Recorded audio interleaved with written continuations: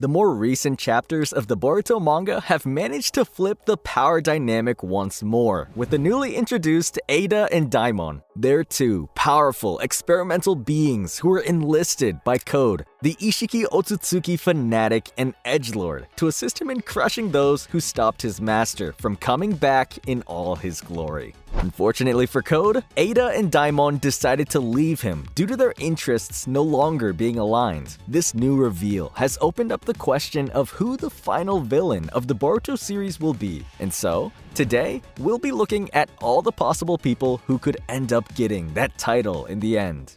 Boruto's story so far.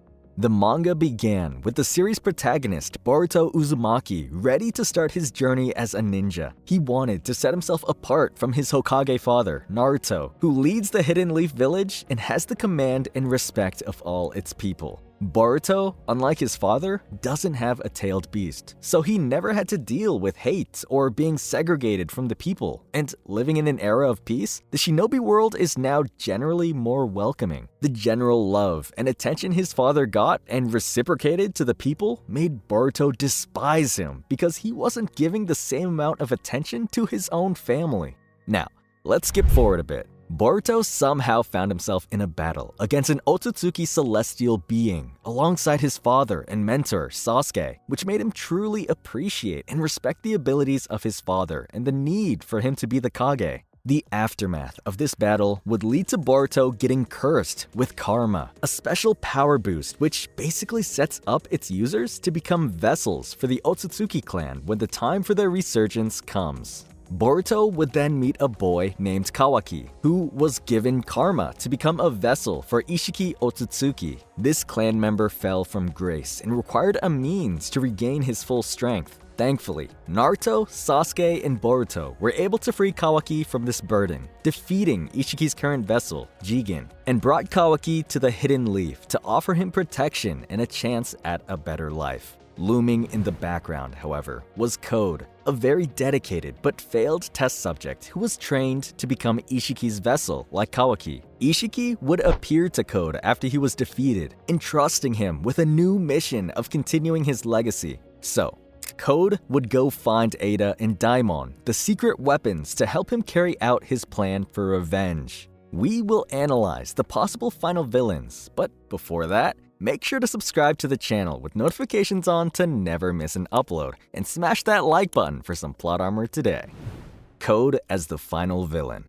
Code was brought up, just like Kawaki, to become the vessel for Ishiki Otsutsuki, but unfortunately for him, he would not meet the requirements needed to be suitable for the experiments like Kawaki did, and this would lead him to him hating Kawaki because giving his life and body to Ishiki, who he saw as a god, was an honor to him. This hatred for Kawaki and his friends, plus his undying loyalty to Ishiki and the Otsutsuki clan, makes him more than suitable to end up being the series' final villain. Code is extremely dangerous simply because he's fully aware of the Otsutsuki's goal of draining the world's energy for the divine tree to bear the chakra fruit. Yet he still wants to fulfill their goal because of how much he idolizes and worships them. Code might not be the smartest person, but he has considerable battle skills. And he's shown ingenuity by placing his claw marks around the great shinobi villages to keep their forces constantly guessing when and where he'll attack. This messes with his opponents and offers him the advantage, as he possesses the element of surprise, which could prove vital if or when push comes to shove. Code's claw marks are a combination of chakra and the iron from his blood to create bands that allow him and one other person to transport through any location, regardless of whatever place, planets, or dimension the mark is.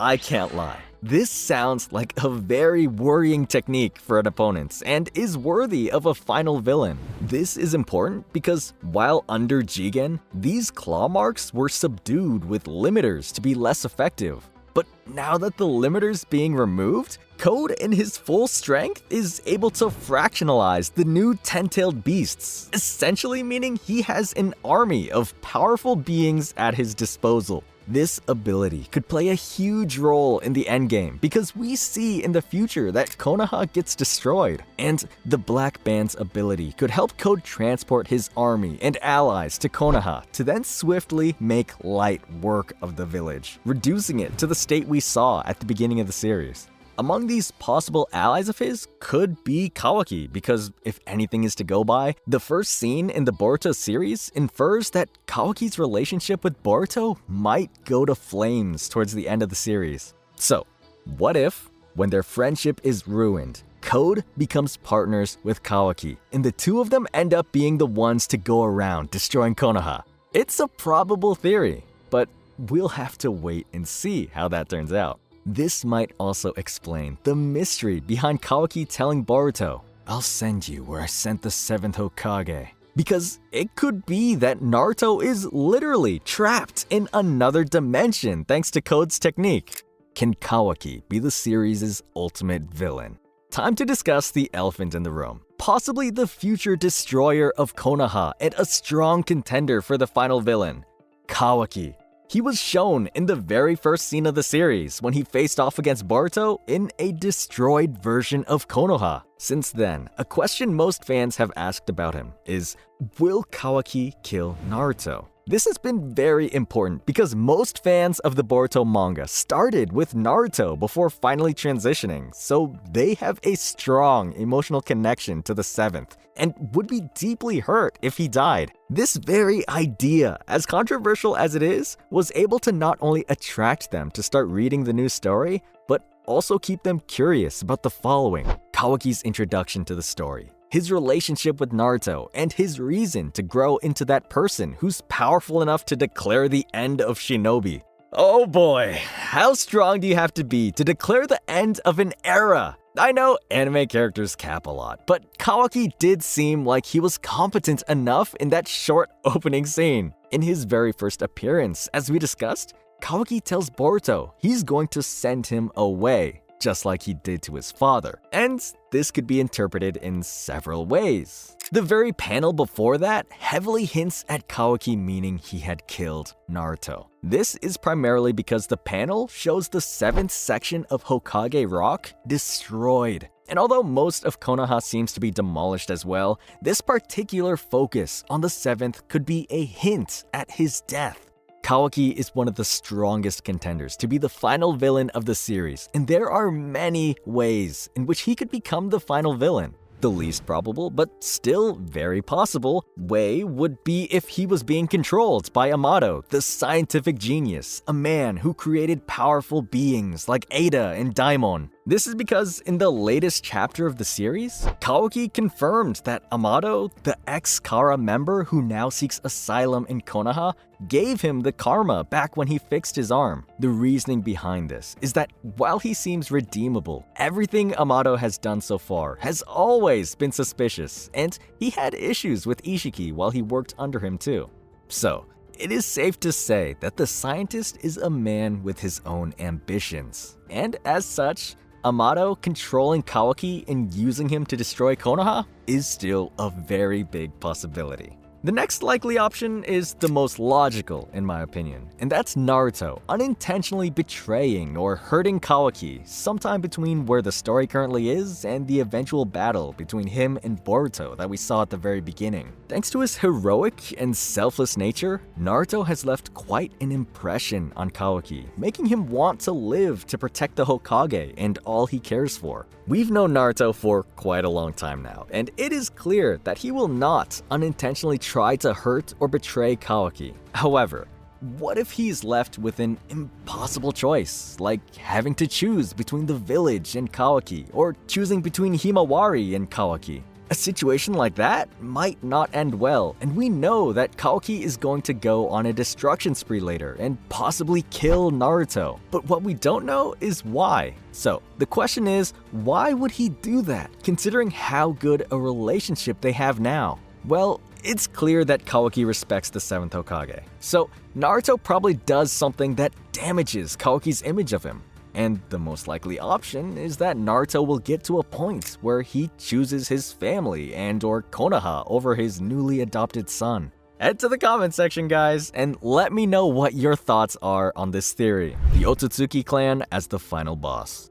Ever since their first introduction during the latter half of Naruto Shippuden, the Otsutsuki clan have been set up as big players who are not only responsible for the creation of shinobi as we know it, but also the most powerful chakra users we've seen in the series. These guys are basically gods compared to the regular humans we've been used to up till then. Kaguya Otsutsuki was the clan member who was meant to come to Earth alongside Ishiki, who was of a higher rank than her, but she betrayed him. She ruined the original plan to sacrifice herself, leaving Ishiki in a low-level state, looking for a chance to get back his strength. Kaguya planned to rule the world, but she would later bear 2 children. Hagoromo and Hamura would grow, unite together, and defeat her, foiling her plans and restoring safety to the world. Kaguya, the rabbit goddess, was the first member of the clan we were introduced to in the series. Later, towards the end of Shippuden, she would come back to the world thanks to her child Black Zetsu, tricking and using Uchiha Madara. Our legendary Uchiha turned out to be a pawn. Sad times! The idea of the Otsutsuki manipulating or using someone also ties very well into Boruto, with Momoshiki giving Boruto his karma and Ishiki marking Kawaki and other subjects like Code to become the next vessels for his body. If they were to become the final villains of Boruto,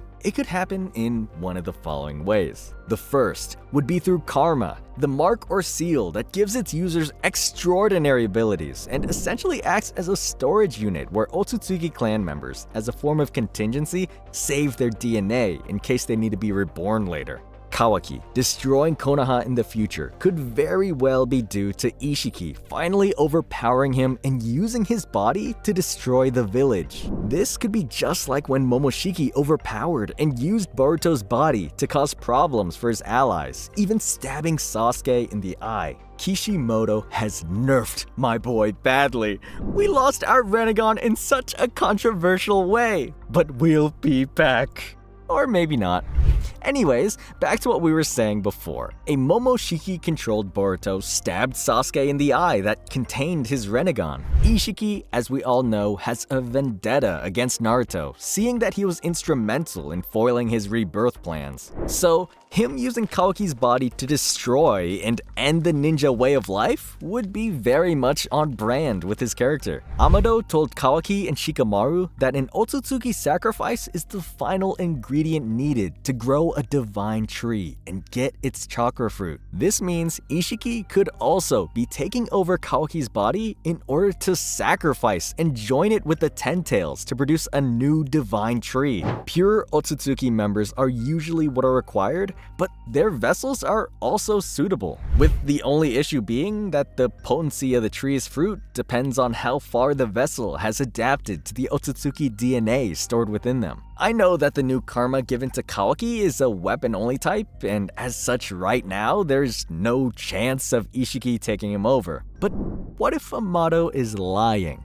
At the end of the day, we know the suspicious scientist cannot be trusted. And while tweaking the karma, he might have found a way to add and keep Ishiki's DNA dormant until the time he saw fit. What purpose will that serve for him? Time will tell. Momoshiki is one of the key Otsutsuki who's a strong contender for the final villain in the series, because Boruto might once again lose control over his body. This would be the perfect time for Momoshiki to resurface, and this might happen during or after Boruto's big fight with Kawaki. Momoshiki, unlike Kaguya, has no plans to rule the planet, but instead wants to continuously use the tree to drain all the energy from the planet until there's nothing left of it. As stated earlier, an Otsutsuki or vessel sacrifice is required. So, it would be in Momoshiki's best interest to use Boruto to take down Kawaki and sacrifice his body to the tree for it to create chakra fruits and destroy the world.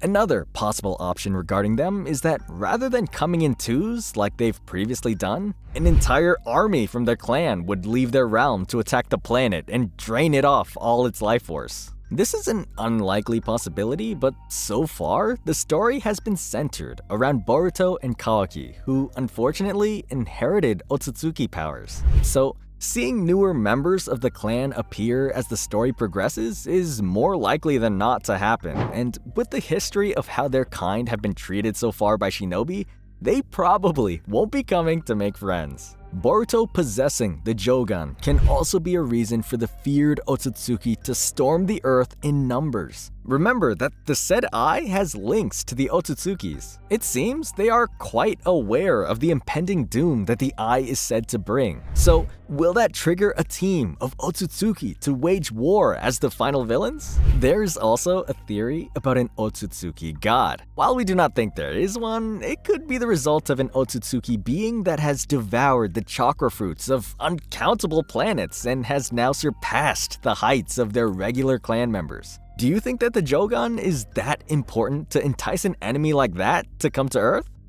Ada and Daimon, the sibling duo.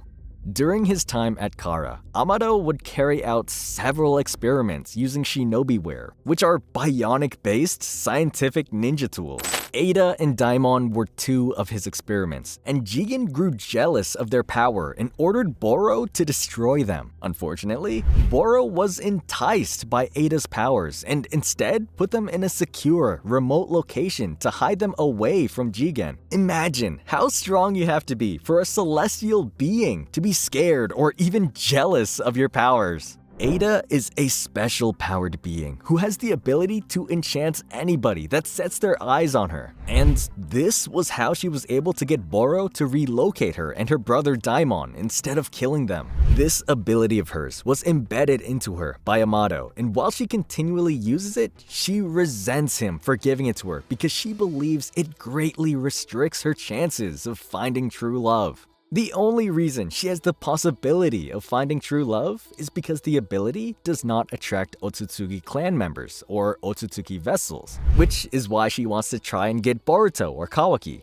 As powerful as such an ability is, she also possesses the Senrigan, a special eye that allows her to see and listen to events whenever they happen, with the added bonus of her being able to see and hear events that happened throughout time from the moment she was born to the present. This is as OP could get. This specific power is quite dangerous and allows her to easily spy on her enemies and learn about any piece of information or secret that she wants to at any given time. Ada can be quite cold and has shown killing intent towards the likes of Amado. So if Boruto or even Kawaki end up hurting her, they might be triggering one of their most dangerous enemies. Ada's power is incredible, and with the right group fighting alongside her, she can easily eavesdrop on her enemies' strategies and counter them. Speaking of strategies and countering them, Ada's little brother and fellow Amado experiments Daimon has what could potentially be the greatest ability in the Naruto world. Daimon is able to return opponents' attacks